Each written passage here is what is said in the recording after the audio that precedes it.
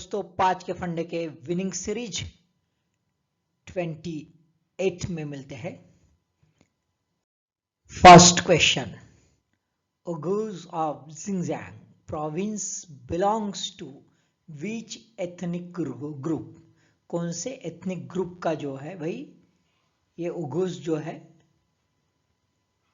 Xinjiang province में रहते हैं, वो कौन से एथनिक ग्रुप के? बलूचिस, चेचेंस, बाश्कीर्स या तुर्किश, है ना। आंसर क्लिक कर रू, आपने किया? Okay, answer is D, Turkish. So ये ethnic group Turkish ethnic group से लिंक करता है और जिंगजियांग जो प्रोविंस है चाइना में, वहां पे ये लोग हैं, है ना। न्यूज में क्या है देख लेते हैं। न्यूज में ऐसा है दोस्तों कि जिंगजियांग के जो कुछ डॉक्यूमेंट्स है उगर्स के अगेंस्ट में चाइना जो मेथड्स यूज करती है, उनको डिटेन करती है, उनको जो है मारा जाता है, उनके ऊपर काफ़ी कुछ एट्रोसिटीज़ होती है ना। तो ये जो एक्टिविटीज़ है ये इसके पेपर्स लीक हो गए हैं, इसलिए ये न्यूज़ में आया है। चाइना क्लेम करता है कि भाई ये जो उगर्स है ये बड़े एक्सट्रीमिस्ट है, रिलीजियस एक्सट्रीमिज्म वहाँ पे उनमें बहुत ही ज़्यादा पैमाने पर है और उसको ख़त्म करने के लिए हमारी कोशिश है। हमारी कोशिश ये एथनिक ग्रुप के अगेंस्ट में नहीं है। सेकंड क्वेश्चन, विच स्टेट्स और स्टेट्स हैव ऑन शोर ऑयल फील्ड्स? ऑन शोर ऑयल फील्ड जो है कौन से राज्य में है? महाराष्ट्र, गुजरात, राजस्थान, अरुणाचल प्रदेश। कोड नीचे दिया है, चलो करेक्ट कोड देखो, देख लिया? ओके, मैं क्लिक कर रहा हूं। Answer is B, 2, 3 and 4। 2, 3 and 4 Maharashtra में नहीं। आप एकदम से ये हो गए होंगे भाई ऑयल फील्ड तो है महाराष्ट्र में, नहीं, ऑन शोर नहीं है, ध्यान में रखो, इसलिए ऑन शोर वर्ड है यहाँ पे। महाराष्ट्र में क्या है? ऑफ शोर है, ऑन शोर नहीं है। न्यूज में इसलिए दोस्तों कि इंडिया का क्रूड ऑयल आउटपुट जो है वो 1% से कम हो गया है और इसी वजह से ऐसे कुछ ऑयल फील्ड कहा है, नाम उनके, है ना, स्टेट और ऑयल फील्ड उसका मैच द पेयर वगैरह ऐसा कुछ रह सकता है। साथ में रिफाइनरीज ये भी रह सकता है ना, तो थोड़ा सा देख लेना।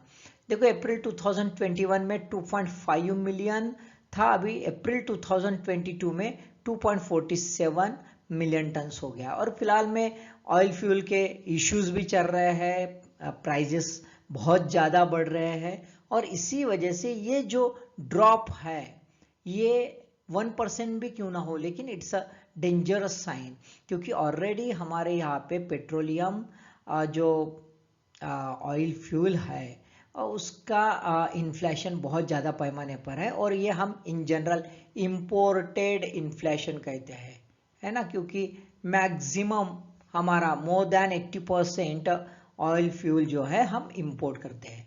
तो ऐसे सिचुएशन में यदि और हमारा प्रोडक्शन कम हो गया तो और से फटका गिर सकता है। Third question, London interbank offer rate LIBOR क्या होता है? One global reference rate for unsecured borrowings, है ना, जो सारे दुनिया में ये रेफरेंस रेट माना जाता है, किस चीज के लिए? अनसिक्योर्ड बोरोइंग्स के लिए, सिक्योर्ड बोरोइंग्स के लिए नहीं। दूसरा, benchmark for long term interest rates, ये एक बेंचमार्क है, एक बेस जिसको बोलते हैं, बेस रेट है जिसके आधार पर long term interest rates through out the world decide होते हैं, सेंट्रल बैंक डिसाइड कर सकते हैं। ऐसा दो स्टेटमेंट है, देख लेते हैं करेक्ट आंसर क्या है। क्लिक किया आपने, वेरी गुड, मैं कर रहा हूं, मेरे साथ चलते रहिए, क्लिक भी कीजिए, बहुत जरूरी है, ये आदत डालिए, अपने दिमाग को जो है भगाइए, जितना वो दौड़ेगा उतना आपका शार्पनेस आएगा और उतनी स्पीड अच्छे से बढ़ेगी और साथ में खास बात यह है कि आपका जो एक्यूरेसी है वो भी अपने आप बढ़ेगी। क्लिक कर रहा हूं मैं, answer is a, only one, है ना, global reference rate for unsecured borrowings, benchmark for not a long term but for the short term. यही पे लॉजिक है दोस्तों। हाँ, ये जो है लाइबोर, ये इंटरबैंक वर्ड आया है। जब इंटरबैंक रहता है तो इंटरबैंक में इन जनरल लॉन्ग टर्म नहीं रहता है, वो शॉर्ट टर्म में रहता है, कॉल मनी मार्केट टाइप का। ठीक है, ध्यान में आए। अब देखो मैं बोला क्यों आपको कि भाई तुरंत क्लिक करते जाओ, आदत डालो, इसलिए कि इस ढंग से आपको काफ़ी, आपका ब्रेन शार्प बनते जाएगा, थोड़ा फास्ट भगेगा और आपकी पढ़ाई भी अच्छी होगी। चलो देख लेते लाइबोर। लाइबोर देखो क्या है। LIBOR use for pricing of the interest rate swaps, currency rate swaps और मॉर्गेज में, इसमें भी यूज होता है। सिर्फ जो है शॉर्ट टर्म इंटरेस्ट रेट्स को बेंचमार्क बनाने के लिए नहीं। It's considered as a health of the financial system. सारी दुनिया के जो सेंट्रल बैंक है इसको फॉलो करते रहते हैं। It's provide the idea of trajectory of impending the policy rates of the central bank. दोस्तों न्यूज में इसलिए है कि भाई राइजिंग ग्लोबल रेट्स, रुपए फॉल में scale down India's external commercial borrowing plan. अब इसके कॉन्टेक्स्ट में लाइबोर का रेफरेंस आया है। लाइबोर जो है वो कम हो गया है टू 1.2% इन फाइनेंशियल ईयर 2019 में, लेकिन बाद में बढ़ गया है 1.81 हो गया अभी फिलहाल में। अब ऐसे कंडीशन में, ऐसे सिचुएशन में यदि हम देखें, कंपेयर करें हमारे इंटरनल बेंचमार्क रेट, जैसे एसबीआई का MCLR है वो 7.2% है। अब उस कॉन्टेक्स्ट में यदि देखा जाए तो हम बाहर से जो है बोरो करते हैं, हमारा बोरोइंग्स जो है बाहर से होता है, जिसको हम एक्सटर्नल कमर्शियल बोरोइंग्स कहते हैं। अब ये एक्सटर्नल कमर्शियल बोरोइंग का शेयर देखो काफी बड़ा है, 36.8% ऑफ द टोटल एक्सटर्नल डेब्ट। ठीक है, अब ऐसे सिचुएशन में ये सप्लीमेंट्री रोल काफी अच्छे से निभाता है। इस कंडीशन में यदि लाइबोर में कुछ गड़बड़ी होती है, हमारे पे तालमेल नहीं होता है, तो हमारे एक्सटर्नल कमर्शियल बोरोइंग क्या हो जाएगी, कम हो जाएगी। तो अपने आप हमारे इंडियन इंडस्ट्री का इन्वेस्टमेंट कम होगा। इन्वेस्टमेंट कम होगा तो ऑब्वियसली भाई प्रोडक्शन एक साइड से कम हो जाएगा, दूसरे साइड से एम्प्लॉयमेंट कम हो जाएगा।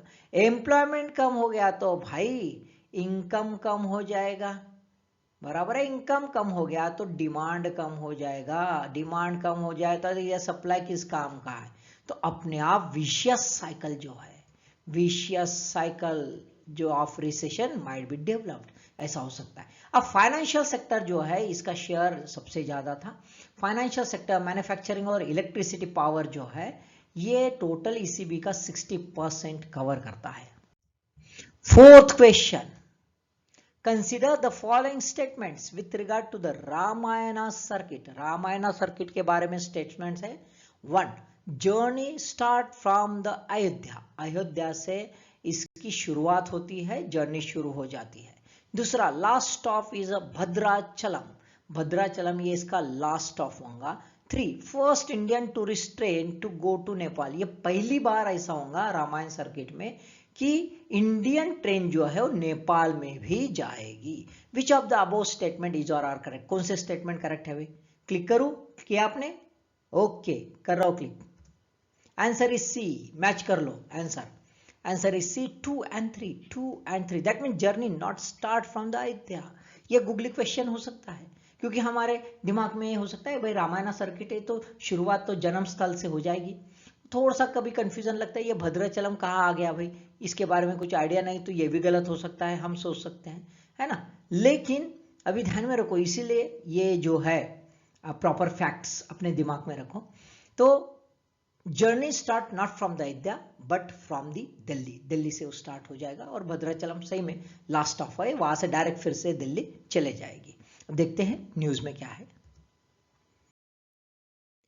न्यूज में इसलिए था भाई कि अभी फिलहाल में लॉन्च किया है सेंट्रल गवर्नमेंट ने, और कितनी ट्रेन में कितने रहेंगे, 600 पैसेंजर रहेंगे। टोटल 8000 किलोमीटर की जर्नी है, 18 डेज का ये ड्यूरेशन है। यहाँ पे देखो कब से शुरू हो गई, ये 21 जून 2022 से शुरुआत हो गई। अब ये जर्नी जो है ये कौन करेगा, भारत गौरव टूरिस्ट ट्रेन, ये टूरिस्ट ट्रेन करेगी। ये स्टार ट्रेन है, मतलब 5 स्टार ट्रेन है ना। और इसी वजह से एम ऐसा है कि रिलीजियस टूरिज्म को बढ़ावा दे, साथ में जो इंपॉर्टेंट प्लेसेस है जहाँ पे कल्चर के साथ और कुछ लिंक्स है, जैसे आर्किटेक्चरल लिंक्स है, हिस्टोरिकल लिंक्स है, जैसे हम्पी जैसे या नासिक जैसे जो आर्किटेक्चरल मार्वल्स है, उनको भी कनेक्ट करने का ये सोचा है। तो इट्स अ वंडरफुल आइडिया, ये बहुत ही बढ़िया आइडिया है। और इसके वजह से जो है हमारी धरोहर जो है, हमारा कल्चर, और कल्चर के साथ साथ हमारा रेवेन्यू भी जनरेट हो सकता है। तो यहाँ से देखो, यहाँ से शुरू होती है, फिर यहाँ से अलीगढ़, थानला, कानपुर, ऐसे होते होते होते होते यूँ चले जाते हैं। और जितने भी लॉर्ड रामा के लाइफ के साथ जो भी रिलेटेड प्लेसेस है, उन सबको ये कनेक्ट कर दिया है। और नेपाल में भी, नेपाल में जो सीता है उनका जन्म हो गया था माइथोलॉजी के हिसाब से, नेपाल में है उस प्लेस, वहां पे भी वो जाएगी, इसलिए फर्स्ट टाइम ये नेपाल जाने वाली है। Fifth question, Abhilasha Barak related with which field? कौन से फील्ड से अभिलाषा बर्क रिलेटेड है? Sports, defence, media, administration. Click कर रहा हो कि आपने, okay, very good, yes, answer is B, defence. Abhilasha Barak ये जो है नाम डिफेंस से रिलेटेड है। भाई क्या हो गया? Captain Abhilasha Barak is the India's army first woman combat aviator, पहली वुमन रही है। Awarded aviation wings after completion of her course at combat army aviation training school CATS at Nashik, Nashik में है महाराष्ट्र। कैट्स ये प्रीमियर फ्लाइंग ट्रेनिंग इंस्टीट्यूट है Indian army की, जो administrative control में किसके? आर्मी ट्रेनिंग कमांड शिमला, इनके अंडर में है। अभी देखो बराक जो है, अभिलाषा बराक, उन्होंने जो है fledging trophy for standing first in a pre army pilot course serial number 35, ये जो है उनको, इसी वजह से इनको ये अवार्ड से नवाजा है, और ये फख्र की बात है इंडिया के लिए। सो दोस्तों, 5 क्वेश्चंस आपने समझ लिए, अच्छे से समझ लो, पढ़ लो, अपने क्वेश्चंस बनाओ और अपना जो है सक्सेस पालो। All the best.